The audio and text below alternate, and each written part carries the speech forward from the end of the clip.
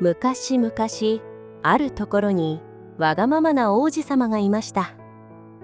王子様は毎日とっても豪華なお料理を食べていました。朝ごはんはふわふわのパンに甘いジャム。お昼ごはんは大きなハンバーグとキラキラしたゼリー。夜ごはんはピカピカのお寿司やステーキです。でも王子様はいつもおいしくないと言ってぷいっとあっちを向いてしまいます。またお肉？飽きちゃったよ。このスープちょっと薄いな。もっとおいしいものを持ってこい。お城のコックさんは困ってしまいました。世界中のおいしいものを集めても王子様はニコニコしてくれません。ある日、お城に一人のおじいさんがやってきました。おじいさんは言いました。王子様、私は世界で一番おいしいスパイスを持っています。これをかければどんなご飯もほっぺたが落ちるほどおいしくなりますよ。王子様は目を輝かせて言いました。それはすごい。すぐにそのスパイスをかけてくれ。でもおじいさんは首を振りました。いいえ、そのスパイスはお城の中にはありません。隣の山のてっぺんにあるのです。一緒に取りに行きましょう。王子様とおじいさんは山のてっぺんを目指して歩き始めました。山道はとっても大変でした。はあ、はあ、おじいさん、まだつかないの？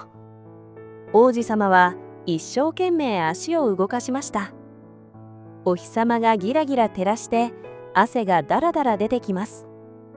王子様は今まで自分の足でこんなに長い道を歩いたことがありませんでした。お昼を過ぎて夕方になりました。王子様のお腹はグーと大きな音を立てました。お腹が空いて力が出ないよ。でもおじいさんはどんどん歩きます。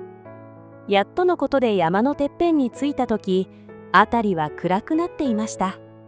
さあ着きましたよ。おじいさんはリュックの中から一つのおにぎりを出しました。中には何も入っていないただの白いおにぎりです。おじいさん、スパイスは？魔法のスパイスはどこ？王子様が聞くと、おじいさんはニコニコしながら言いました。もう王子様の中にありますよ。それが空腹というスパイスです。王子様はわけがわからないままそのおにぎりをパクリと食べました。おいしい。王子様はびっくりしました。ただのおにぎりなのに、今までお城で食べてきたどんなごちそうよりもずっとおいしかったのです。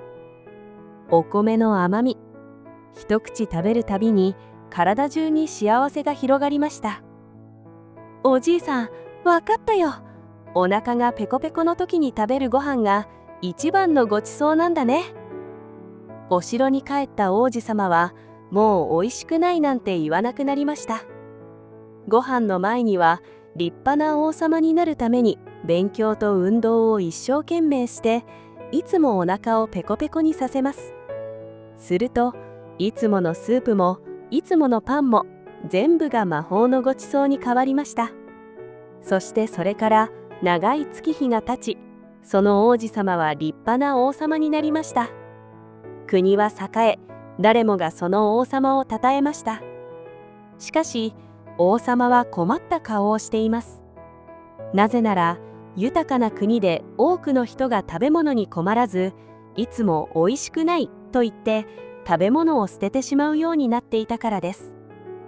王様はたとえ自分が悪く言われようとも国民を一生懸命働かせることにしました。